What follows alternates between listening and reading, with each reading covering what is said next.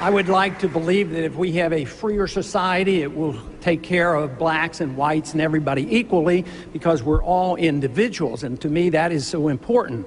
But if we had equal justice under the law, I think it would be a big improvement. If we had probably a repeal of most of the federal laws on drugs and the unfairness on how blacks are treated with these drug laws, it would be a tremendous improvement. Congressman Paul.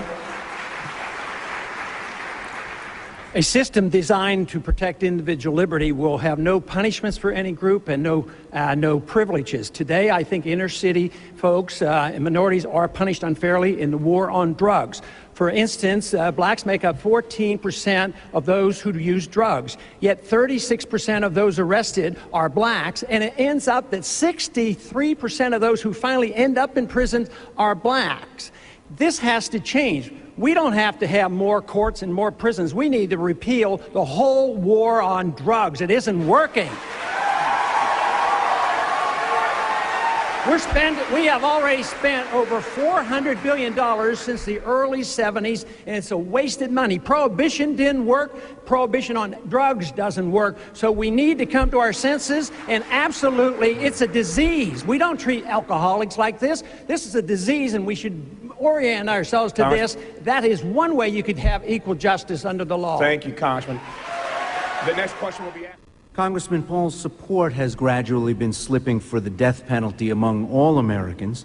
The Pew Forum on Religion and Public Life reports a large majority of whites still support capital punishment, while blacks and Latinos do not. Now, I know this is mostly a state function, but the president does appoint appellate judges and, of course, the highest appellate judges in the land, the Supreme Court justices who often review death penalty cases. Do you think the death penalty is carried out justly in the United States? And do you want to see it continued during your presidency? 30 seconds, Congressman. You know, over the years, I've held pretty rigid to all my beliefs, but I've changed my opinion about the death penalty. For federal purposes, I no longer believe in the death penalty. I believe it has been issued unjustly. If you're rich, you get away with it. If you're poor and you're from the inner city, you're more likely to be prosecuted and convicted. And today, with the DNA evidence, there's been too many mistakes, so I am now opposed to the federal death penalty. Thank you, Congressman. Senator Brownback.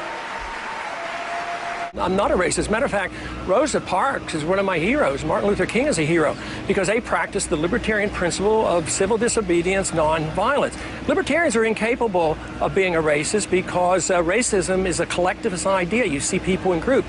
A civil libertarian like myself see everybody as an important individual. It's not the color of their skin that is important, as Martin Luther King said. What is important is the character of the individual. You know what is really interesting, though, and this might be behind this, because I, as a Republican candidate, probably am getting the most number of black votes and black supporters, and now that has to be undermined. And I do this because I attack two wars that blacks are suffering from. One, the war overseas. In all wars, minorities suffer the most, so they join me in this position I have against the war in Iraq. And what about the war on drugs? What other candidate will stand up and frighten the cannon and say, I would pardon all blacks, all whites, everybody who are convicted for nonviolent drug acts and drug crimes? And this is where the real discrimination is. Let me finish this because I got to get my message back, because you put the other message out. Now, if you want to look for discrimination, it's in the judicial system. 14% of the inner city blacks commit drug crime. 67% of blacks are in prison. That's discrimination. That's the judicial code that I am attacking, and that is not racism. What I defend is the principle of libertarianism, where we never see people who belong to a group, and every individual is defended and protected because they're important in an individual, not because of their color of skin, but of their character. So I am the anti-racist because I am the only candidate, Republican or Democrat, who would protect the minority against these vicious drug laws.